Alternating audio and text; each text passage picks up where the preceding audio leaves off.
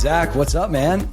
Hey, man. Good to see you. Been a minute, not too long of a minute, but miss you. Yeah, man. I miss you too. It's always such a pleasure to just, talk about life, the meaning of it, our experiences, which are always evolving. And today I wanted to really kind of talk about your own personal evolution of your career and your interests. And so maybe we could start out with where you came from and how you got into shamanism. Okay. Which, I mean, I don't even know, 15 years ago, did you even know what that word meant? Well, actually, yeah, I did. I grew up on the Rosebud Indian Reservation. I spent from the ages of 10 to 14 on the Rosebud Indian Reservation, which is in South Dakota. It's Lakota Sioux Indian Reservation. And my family was actually quite involved in the community, the ceremonial community there. We'd go to sweat lodges, healing ceremonies, and sun dances. And powwows are less, I mean, they're part of the culture, but it's not as ceremonial as say, a sweat lodge or healing ceremony. More celebration. Powwow would be more celebrational, although there is a ceremonial component. So the point being is, our family worked with a couple of medicine men, Lakota medicine men, and that was my first exposure to any type of real spirituality. Otherwise, I grew up pretty secular. And it was my first exposure to spirits. And when I was like 10 or 11, I had experiences with spirits in healing ceremonies and didn't realize what I was experiencing. We could get into that if you want, but I think you wanted to know where I'm coming from. But well, actually, no. I mean, could you give a brief synopsis of what that was like and what you thought of it? Sure. So again, I was probably 10 or 11, and I was coming from Eugene, Oregon, and I grew up really secular. So not any spirituality exposure, really. Never went to church or anything like that. Anyway, so I go to these healing ceremonies where it's it's in a square room, and everyone is sitting along the edge, and this medicine man and the drummers and the singers are over in the corner, and all the windows are blacked out. And so when they turn the lights out, it is completely dark in this room with, I would say, at least 20, if not 30 people in this, 30 or 1,000 square room.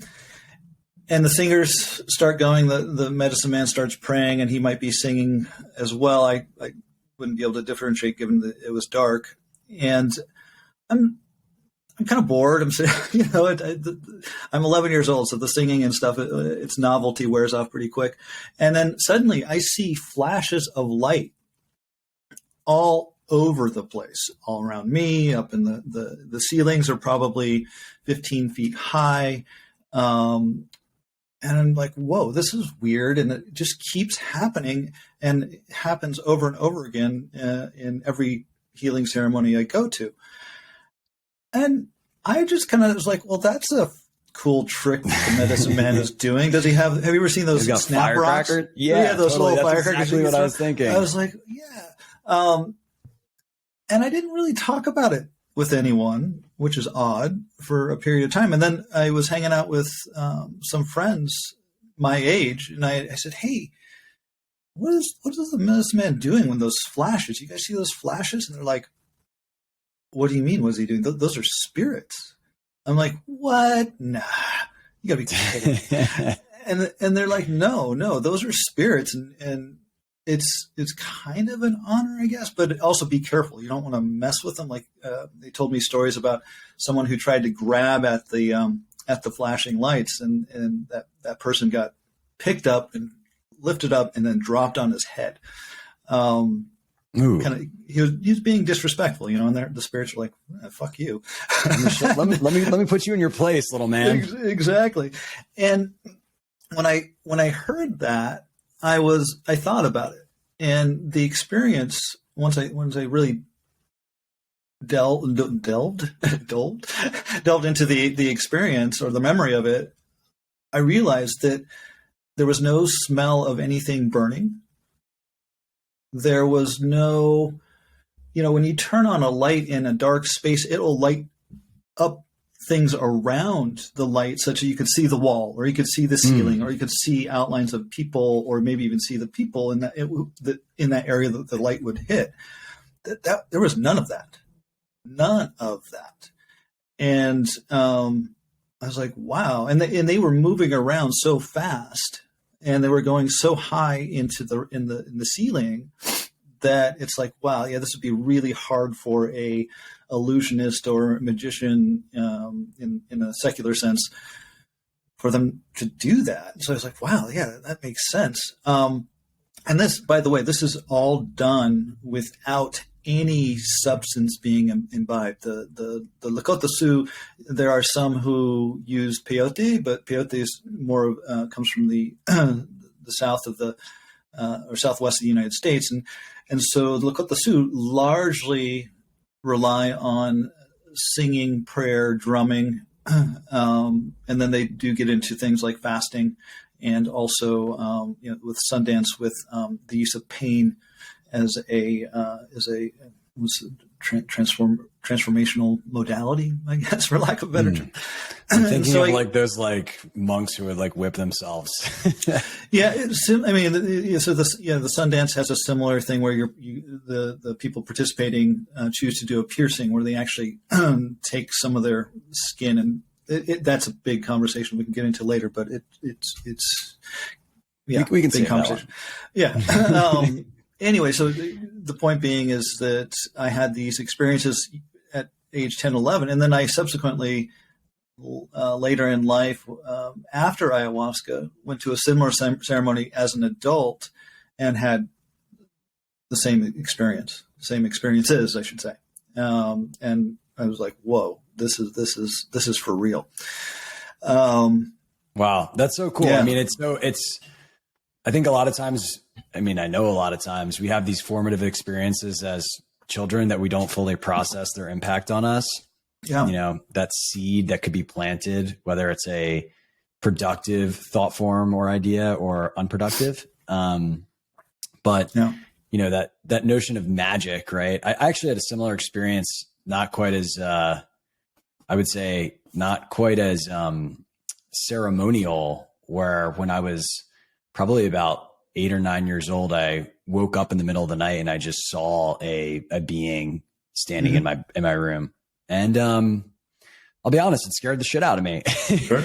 And it made me very uncomfortable sleeping for a long time. But it could be coincidence that both you and me have a strong belief and reverence in more than what meets the immediate eye, and having had both those experiences at a young age. And so I think that's kind of what you come to know with a lot of this stuff, is that you think it's bullshit until you experience it yourself, and then, it's undeniable. Yeah. Yeah. And to that point, I think I expressed when I had those experiences when I was 10 or 11, I thought it was bullshit. I thought it was some sort of trick. And it wasn't until I really examined deeply the situation that I was like, oh, okay.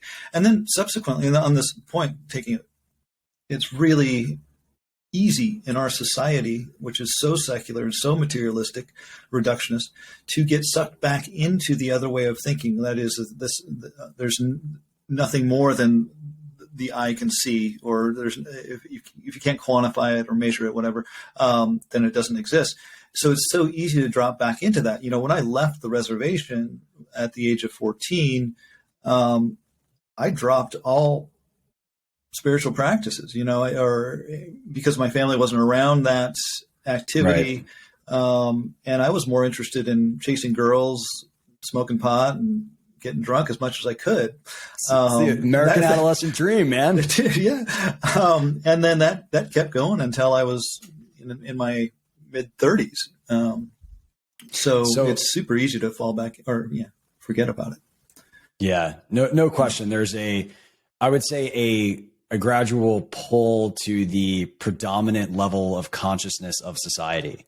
Yeah, exactly. Which is in my opinion, very oriented around self-enhancement, rationality. Yeah. A lot less people kind of having this like transpersonal experience. So this is kind of brings us to a next phase of your journey where you went to Wall Street. Yeah. Go ahead. Did that whole thing. I mean, I'll let you, we don't have to go too much into it, but maybe just kind of a background for the viewers leading up to that, your next evolution. Sure. Yeah. So straight out of college, I worked in international business for a couple of years, and I was lucky enough to have an aunt who was a lead portfolio manager at this mutual fund called First Investors. And she called me up one day and said, "Hey, you want to go work at this boutique investment bank up in Portland?" And I'm like, "Yeah, I don't know." Anyway, she said, "Just give him a call." And so I did, and ended up getting a job as an assistant, and then worked my way up to being VP. I was a sales guy. I mean, everybody's a VP in these banks. It's not a big title at all.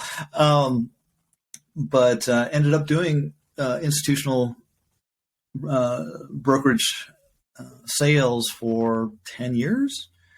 And during that time, it was great.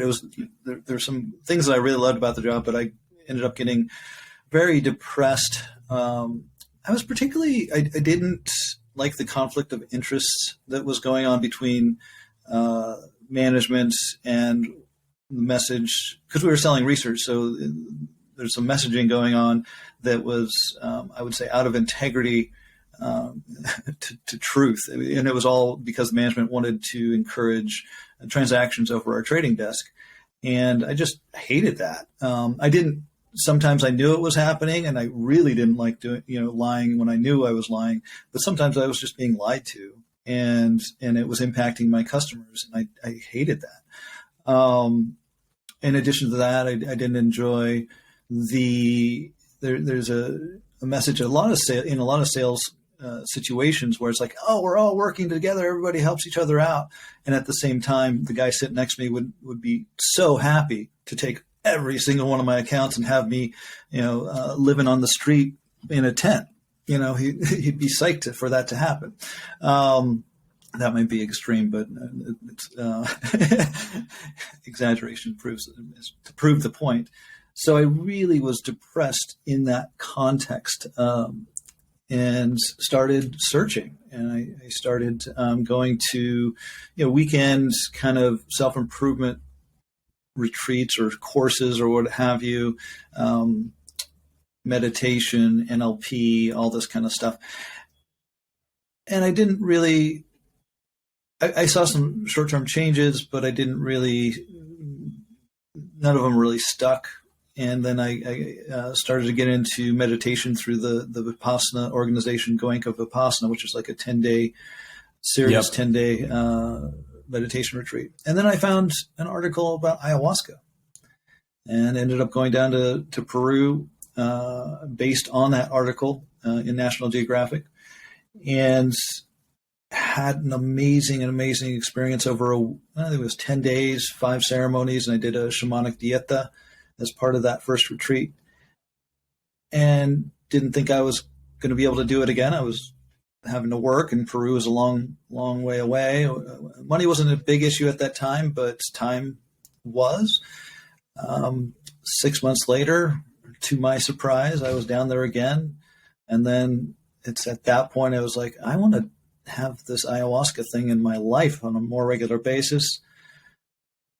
Got some big deals that came through at my job. I was like, I could probably hang out in Peru for a long time with the money I just made. It wasn't millions or anything, but it was enough for me to spend a significant time in Peru if I wanted to, and I did. So I quit my job in 2010, moved to Peru. Wasn't planning on becoming a shaman.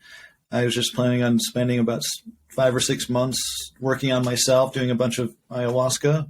Moved out deep into the jungle, and then I met my teacher. And we became good friends and close, and we, probably 3 months into that trip, decided, all right, let's work together. And we built a camp together in Peru, deep in the jungle. It's called La Familia Medicina. And I was training and co-facilitating at the same time at that retreat center. And I was essentially in Peru training hardcore.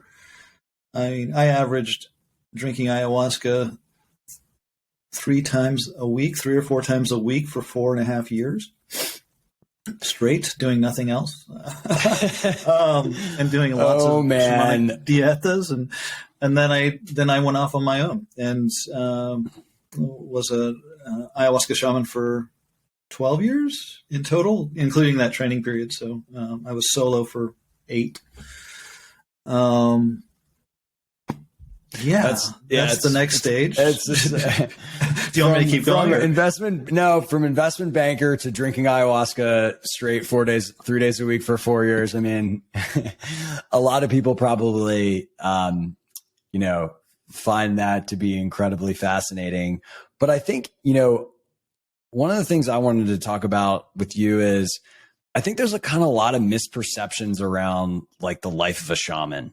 Sure. And a lot of people have, there's just like this sense of mystique and intrigue, like what goes on inside of these people's heads? Like, what do they do? Like, are they like aliens that are in human bodies and we just don't know it? Like, there's so much, frankly, just, it's so unfamiliar. And so I would say like, what, from your perspective are like, maybe we could start out like, what is the role of the shaman in these plant medicine ceremonies? Okay. Specifically in the plant medicine ceremony. Yeah. So the first big job, and the most important thing to do is create a space, a sacred space that is safe and protected energetically. We put in a perimeter, such that anything that is coming in from the outside that is of malintent, we're protected from it. That's the number one priority, is protection of oneself and also obviously the guests in the space. And so that's the big thing. The other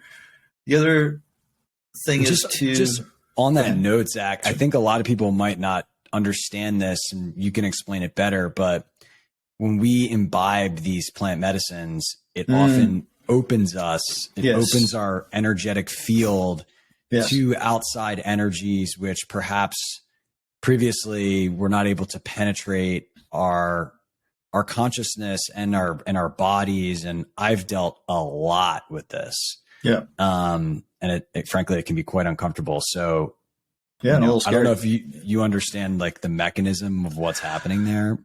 I can give it a shot. I'll do my best. So, particularly with ayahuasca, and I would imagine with other plant medicines, Eileen, have my area of quote unquote, I wouldn't say expert, maybe expertise, but let's say knowledge. Expertise. Yeah. Experience. I'm an expert. I'm not an expert. When we take these, we're sending out a beacon to the spirit world. We're going boop, boop, boop, boop, boop. We're here. We're doing this medicine. And with this medicine is allowing us to see spirits and interact with spirits in a way that we can't in our normal state. Or it amplifies those abilities. It's another way to put it. We'd like to say it's a non-specific amplifier of everything. Of you, it amplifies what you can see. It can amplifies what can come in. Everything, non-specific amplifier. So when that beacon goes up, all these, and that's a metaphorical beacon, of course. All these spirits, both helpful and not so helpful, maybe even mean spirits, go, whoa, what is going on over there? That is interesting and attractive. And they start coming in.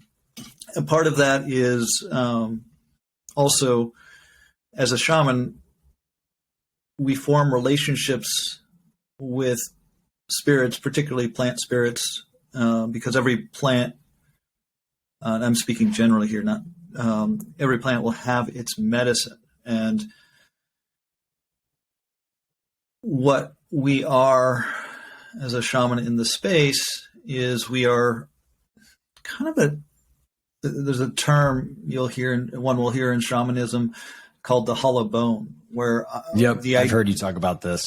Yeah, getting out of the way of myself and letting the medicine, the spirit of the medicine, work through me and use me as an instrument to call in the appropriate plant spirits or appropriate divine entity to help with a certain situation. Does that make sense? So I'm like it's kind of like a channel, although nothing is really completely overtaking me. I'm just taking directions from ayahuasca as to which plant or entity, divine entity, so Buddha, Christ, Mother Mary, what have you, which one is appropriate for a given situation to help with healing, clearing the space, or protecting against those nasties that we don't want in the space. I mean, yes. And obviously, you know, me and you have had experiences together. And I think what's so profound with that concept is like, you guys know what to do when to do it. Actually, we don't. Well, the hollow bone concept is super key. And this is the hard concept to get. And it's something that's part why we do so much training is we listen to what the spirit of ayahuasca wants us to do, and then we do it. If we start to think that we know what to do, that's when it either loses its effectiveness or can go sideways. That's why there's so much ego work that should be done with this. Yeah. Okay. I mean, that's what I meant though. I meant the shaman, kind of the form of the shaman is acting with a higher intelligence and not necessarily like your thinking mind. So right. For example, when I'm struggling, it's like, I don't need to be like, Zach, like, come help me. It's almost like you understand intuitively that I need help, or what I might even be going through in my consciousness, and, you know, are able to come to my aid. In my experience, not only with perfect timing, but also like the right language, which might be part of the hollow bone, where it's like, dude, do you know what's going on inside my head? Because it certainly sounds like it based on the exact words you're using. Yeah. And that is, I would argue, the hollow bone. I'm just, in those contexts, I'm just the carrier of this higher consciousness, or medicine consciousness. And again, that goes back to, this is why it's important that if someone, particularly with ayahuasca, if someone wants to go drink with an ayahuasquero, it's important, particularly one who is really active in the space with their icaros, singing and so forth.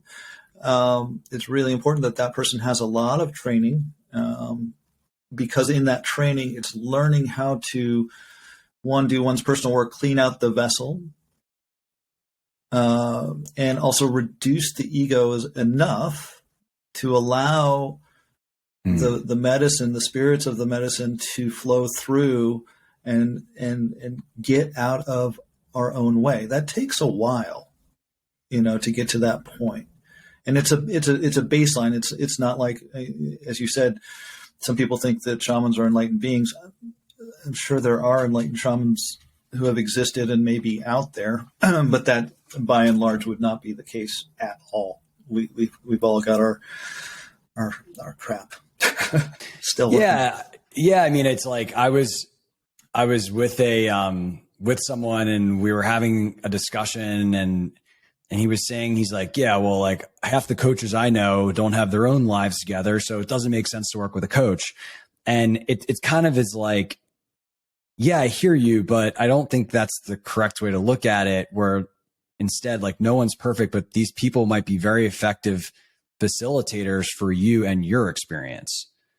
And that is the role versus like being a living example of perfection that you are supposed to model. Right.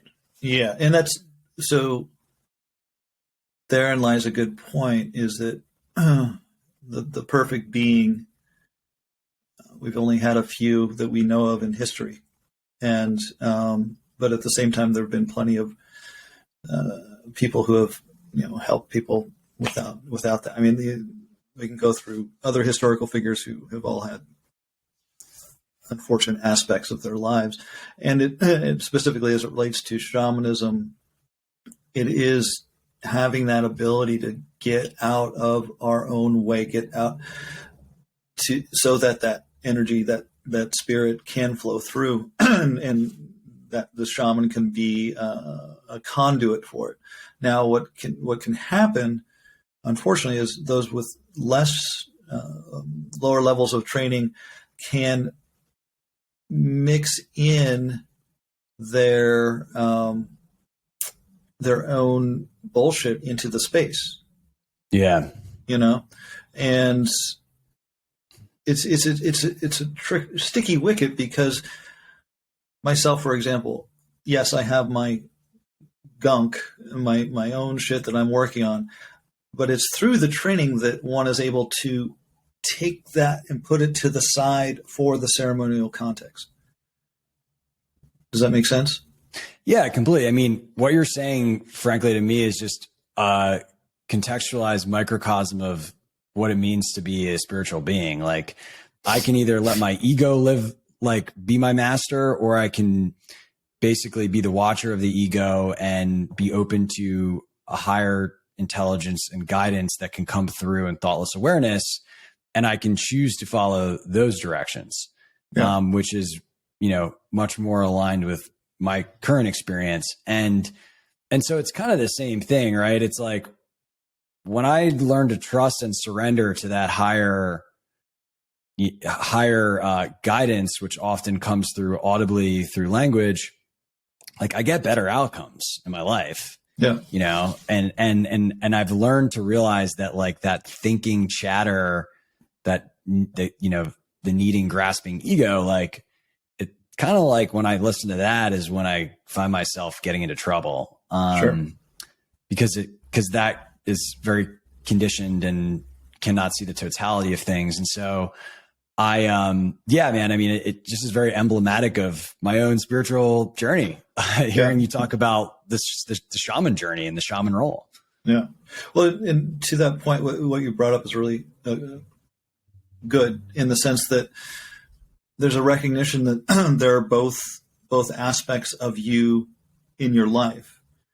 And so, and it's taken some time, I'm guessing, and practice to go to that space of quiet mind, open to the higher self, and letting things flow.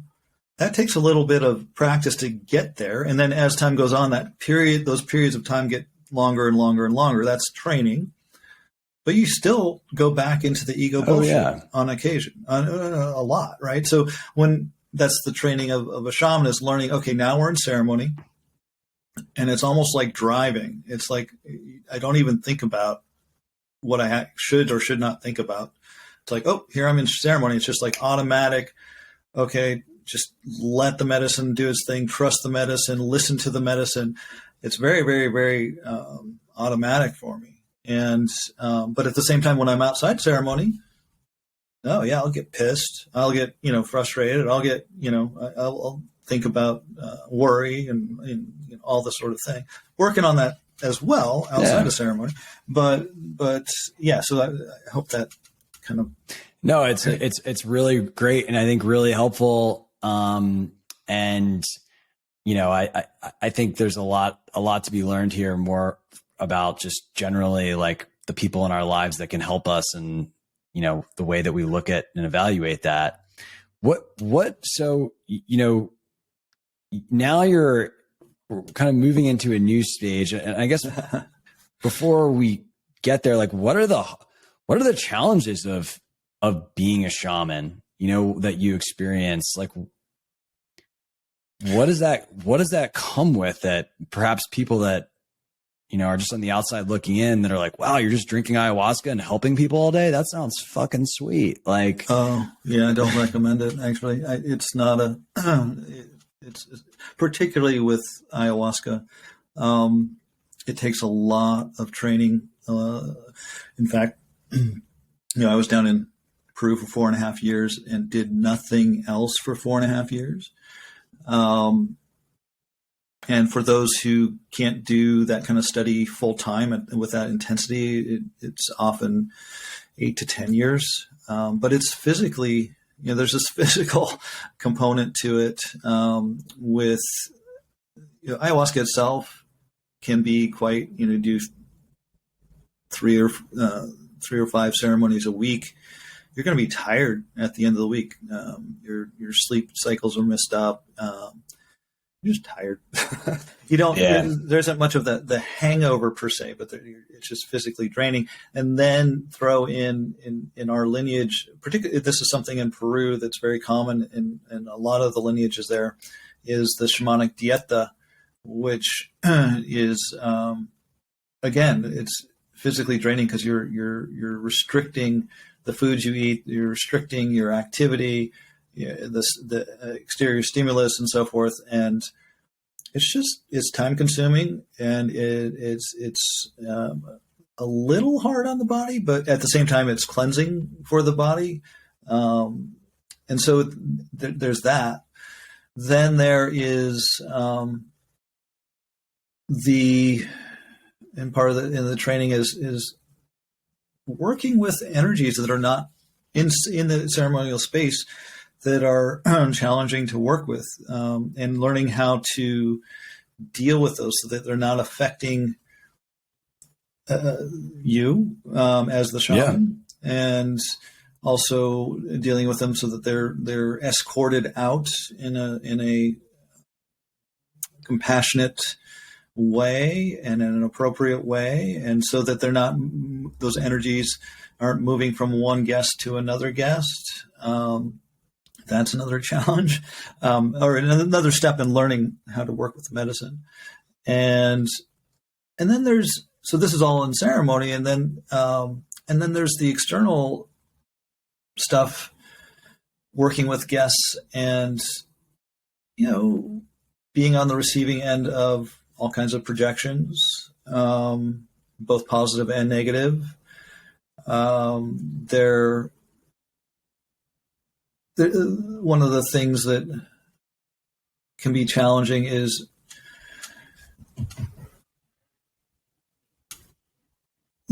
particularly for Western shamans who are dealing directly with their guests and able to communicate directly, is that there is a lot of this projection about, this person is a spiritual, master or something like that. And there's some things that on the receiving end, the ego likes, but also there's some things that, people will make requests of you that would be inappropriate in any other context. They're thinking, you're so spiritual that you won't care about me canceling last minute. You're a nice spiritual person. I'm not going to show up for the retreat tomorrow because da, da, da, da, da. And it's like, no, I can feel when that happens that there's this expectation that because we're spiritual, we will be pushovers. So that can be challenging because I don't like to say no. And it's a weird, like I said, any other context, the people wouldn't even ask for that kind of consideration, Yeah. But you're spiritual. You'll understand. Aren't you going to surrender to me just being a dick? Exactly. And that doesn't happen very often, but it does, and it's challenging. And it's also challenging to be in this is the first time in history that I'm aware of where shamans would put on retreats for weeks at a time with 20, 30 people, or even 10 to 30 people. This prior to 15 years ago, shamans would work with just a couple people. Like the village medicine man, right? Exactly. It wasn't like everyone was flying in from all over the jungle to go to a retreat for a week and do 5 ceremonies with the shaman.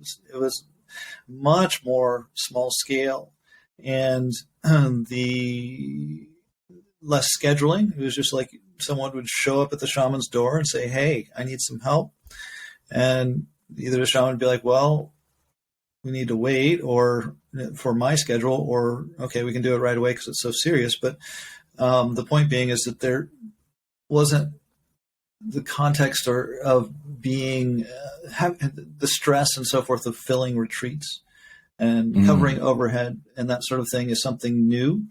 And when you mix that with this deeply spiritual and intimate work, it's a little weird and challenging, definitely.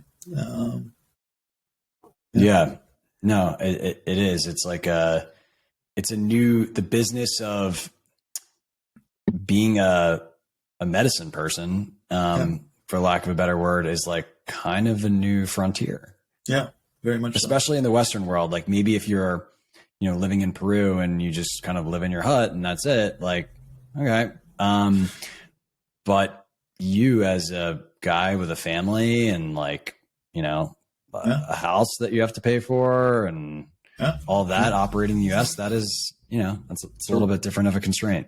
Yeah. I mean, and to be clear, there's always been the concept of exchange for shamanic services, but the exchange previously, before money, obviously it was some sort of, here's some, bison pelt or bison skins or, some sort of like gift, significant gift for that healing work. And then of course in Peru in particular, long tradition when money came around that there's always been an exchange of money has been a great way to do the exchange. And then, but on a small scale, the shaman of old would do other things like grow their own food in their own little farm and go hunting. And so shamanism was part of their existence. It wasn't their sole income or sustenance, source of sustenance. It's always been a side thing.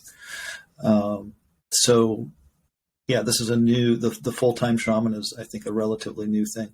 It's almost like shamanism is melding with something like a priesthood. How priests are taken care of and monks are taken care of by the community completely, and they don't really. They might have some side gigs that they do, like making cheese, like in monasteries. Some monasteries make cheese or wine or something for some additional income, but it's not their main thing. So it's almost like the West and the shamanism are melding from a source of living. Yeah, I don't know how to articulate that. But. No, it's becoming a profession. Yeah, is a kind of simple way of putting it. So speaking of, you recently decided to take a break or maybe even permanently play a new game. Let's talk about that. Yeah. So, a few months ago, speaking of shamans not being perfect and not having all their shit figured out, my wife and I are getting divorced. And when this all came to a head, I promptly decided it would be, because we have a pretty good community who work with us on a regular basis. People come back and work with us a lot. And when we decided to divorce, I realized very quickly I didn't want to put people in the community in a position of choosing sides. Who's going to go work with Jess and who's going to go work with Zach? And, you know, it just didn't feel right. And I was at a point of being really tired. We'd been working on a very brisk retreat pace, and I was like, I can't. I'll just let Jess take this. And you know, I've given my background in sales and business and so forth. It's like, you know what, I can go find something else to do. It was at that point a little scary because I didn't have any idea how I was going to make a living, and I didn't know where I was going to live. I was going to be homeless in a matter of 2 weeks because we were moving out of the house anyway. We had already let the lease go, and within 48 hours, I had a temporary place to settle that would coincide with me getting this new business venture up and running. Which, surprise, surprise, is in finance. I'm going to be working as a financial advisor, essentially, and independent financial advisor, and working to a certain extent with my biological father, which is really, really cool because we've known each other, but we've never really spent a lot of time with each other. Now we're talking all the time because of this business that Nice. He's helping me out with, and it was amazing. And I was telling you this before the podcast started. Well, it was scary, and then when I called my father to ask, you know, what he does and what does it look like, because he's kind of hinted at me doing the similar work given my background in finance, and I called him up kind of expecting to go, this just doesn't feel right, I don't know. And he ran through the current model that he uses, and I was like, holy cow, this is amazing. It's removed, essentially technology has allowed the removal of all the shitty parts of what that job used to entail, including things like prospecting and which is always a pain, never fun, or rarely fun, I should say. It's and a lot of the back office stuff that's now can be handled again with technology, and the fact that I can work anywhere I want and at my own terms when I want, all this stuff. And I was like, holy cow. And then I always love talking business models. I love looking at financial instruments. I love geeking out about that stuff. It was all the other bullshit that I didn't really enjoy. So I was just like surprised that everything in me was going, yes. And subsequent to listening to that, and this is the big spiritual lesson of the day, is in spite of what everyone else might think, in spite of everyone who I talked to about making this move, I could hear their jaw drop at the other end of the line, or I could see it when I was talking to them. They're like, what? You're going to go back to finance? What? Are you fucking crazy? My internal compass was like, fuck yes. And I listened, and subsequently everything has fallen into place perfectly. Everything. It has been smooth. And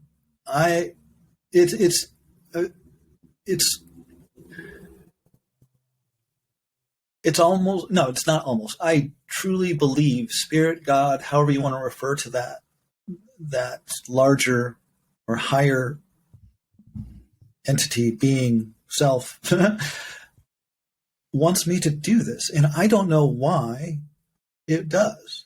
I am trusting fully that there is something bigger that's going to come of this move. I don't know what it is. Go ahead.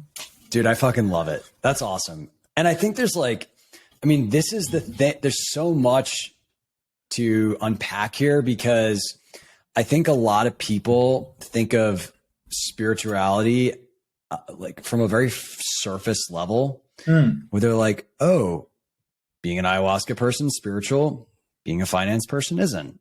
Right. You know, Yeah. crystals, spiritual, 401k. No. and like, it's kind of missing the big idea, which is like, you know, one portion of that is like learning to surrender to the flow of life. And it's in both the example you've given and my own experience. It's like, once you get out of the way, it's like amazing things can happen with such less effort. Yeah. You know, exactly. It's just like so fucking glorious. And the context, the context then and form that takes, you know, you just don't know.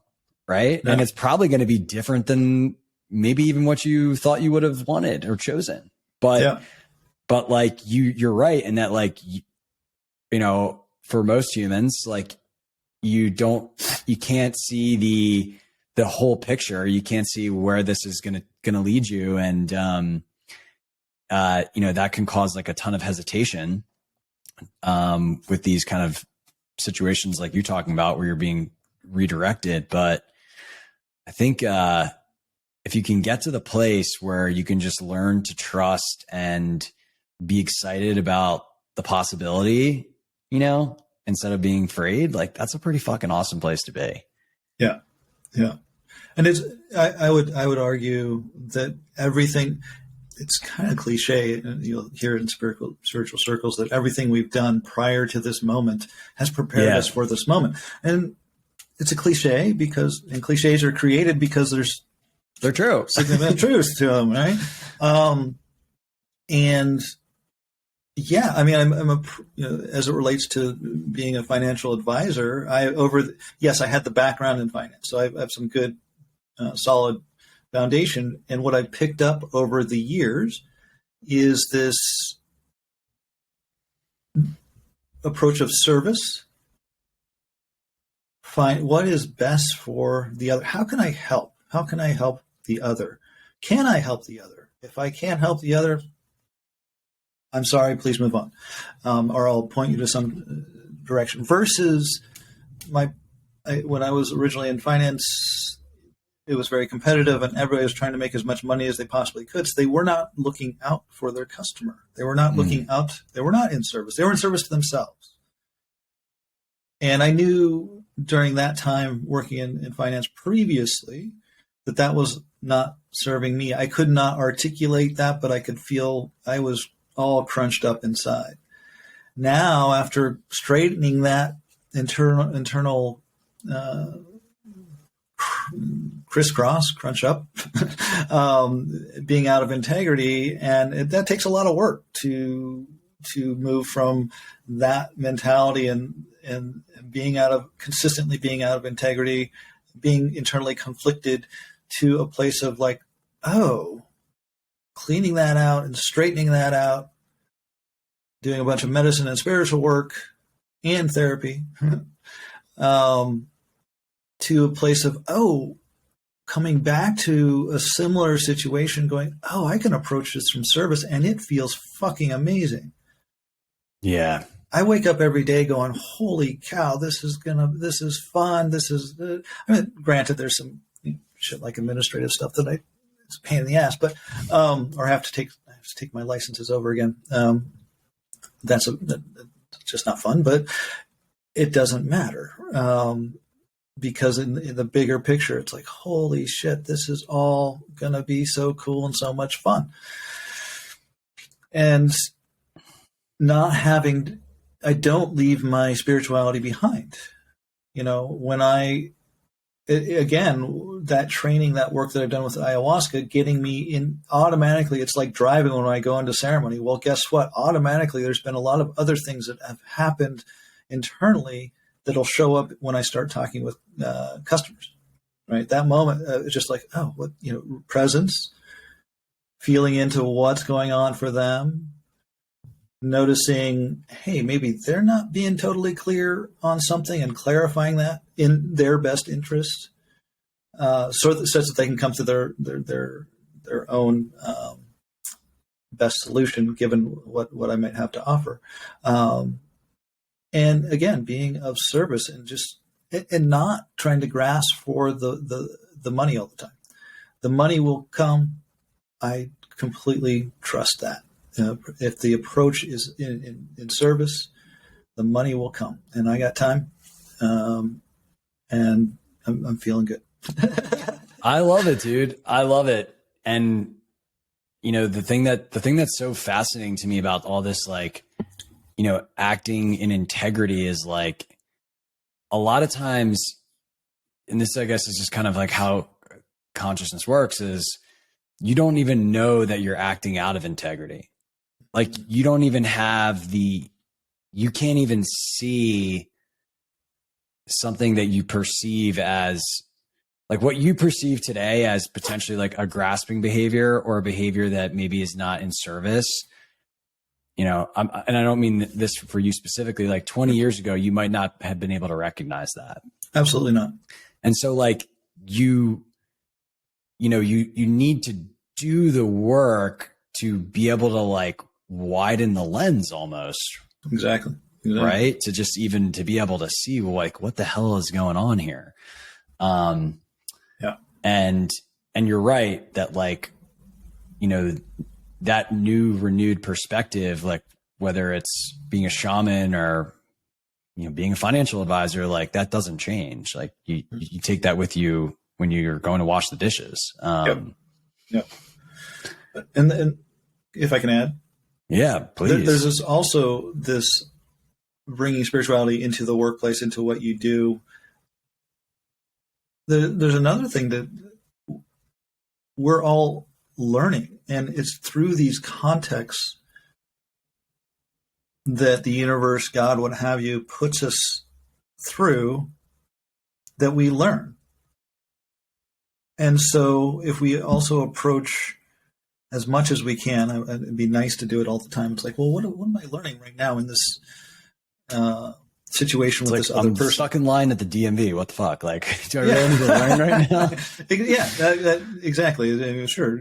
Line at DMV, patience. Oh, or I'm appreciating that person over there. Or, you know, or, hey, maybe I can make the DMV worker's life a little bit happier today. Who knows, right? It's everything is a learning opportunity, and every moment is an opportunity for awakening. And that's a concept that comes from Kashmir Shaivism, this non-dual concept that's like a tantric concept that like any moment, pay attention, because any moment could be the moment that, and we could also go into that big explosion of awareness, and then we can come back, and that's cool. Wait for the next moment. Maybe it'll be abiding, maybe it won't. And that can happen no matter what you're doing. So I think it's such a gift of life to, I guess, be in a place where you can recontextualize all experience for growth.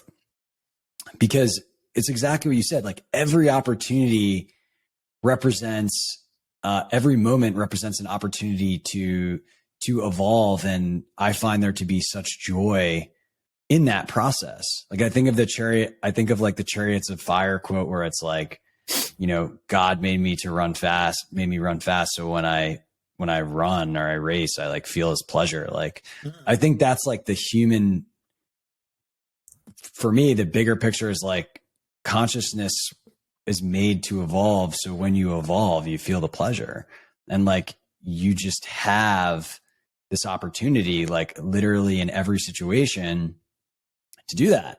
If you can get to the point of recognizing it, and that just makes things that previously might've been problems, like fun. Yeah. You know? It's like, I was looking at this guy on Instagram who's like a pretty like spiritual guy, and like yesterday, or quote, he's thought of as like a spiritual leader. And he was just like, to me, like clearly just doing something very narcissistic.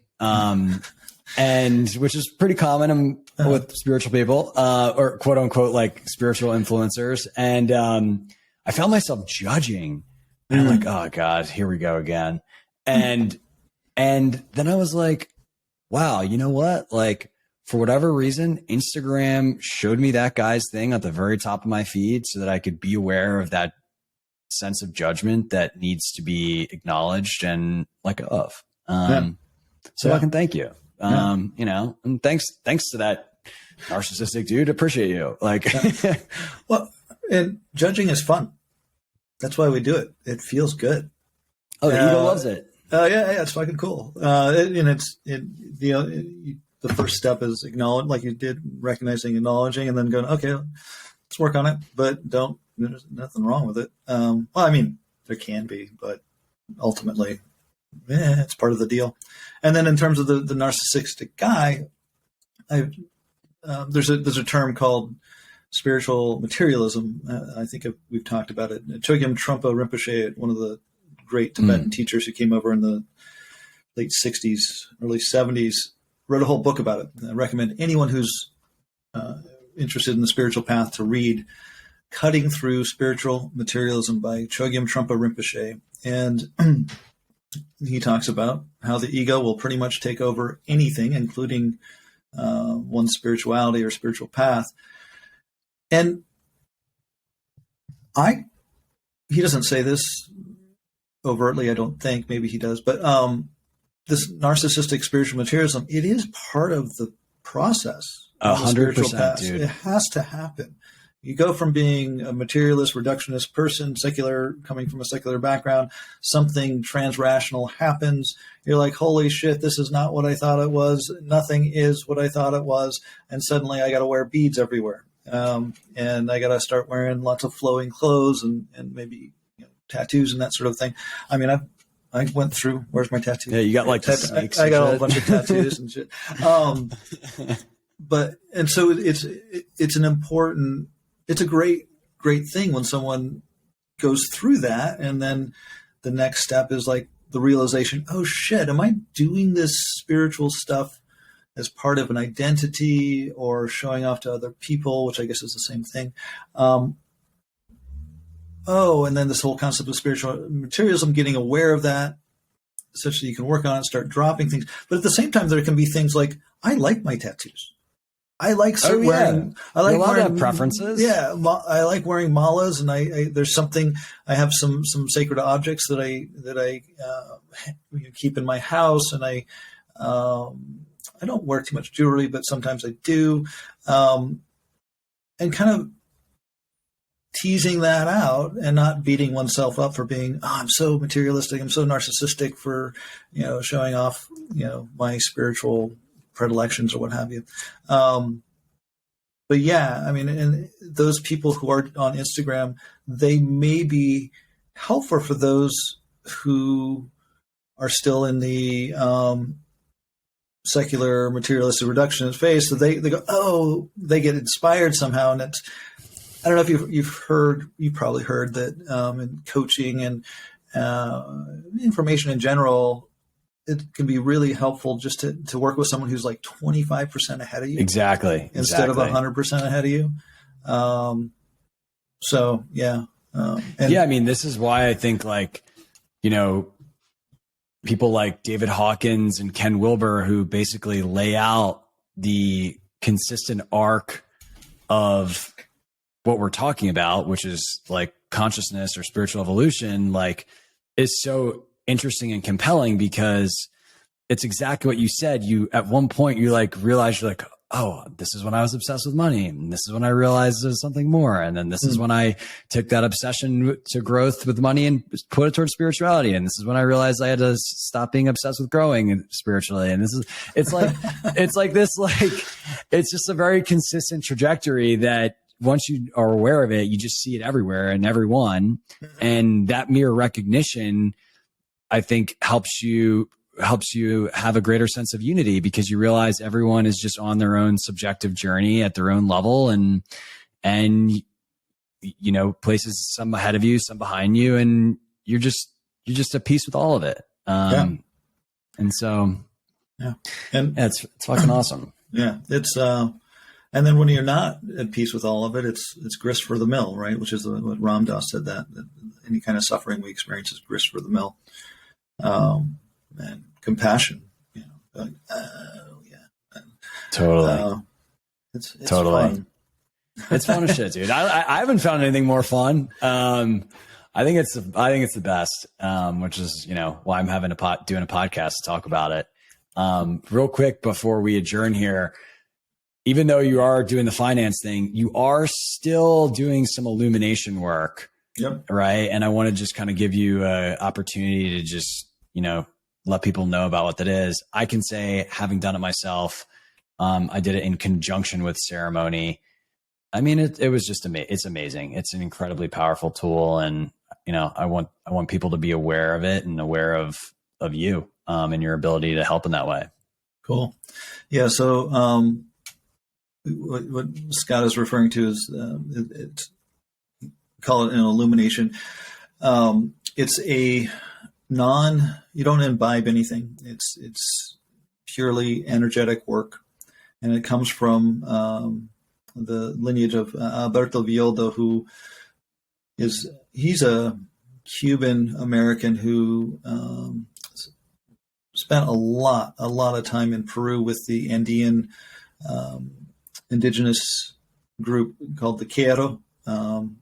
And he is now a lineage holder as part of the indigenous group. And it's amazing. I learned this, I went through the training around this work post after 9 or 10 years of ayahuasca work, and was quite skeptical, having no imbibing of anything. And again, it's amazing work, and it's particularly good at when one recognizes a pattern that they can't seem to shake. Maybe someone who's gone to someone who's gone to therapy a bunch, maybe gone to plant medicine retreats a bunch, done a lot of spiritual work, and yet they have patterns that they can't seem to shake. And those patterns that you can't shake through those other modalities are called imprints. And the only way I'm aware of, I'm sure there are other ways to do it energetically, but the only way I'm aware of to release those imprints or sticky patterns is this illumination process. And if that sounds interesting to you, you can check out my website at mymedicinejourney.com.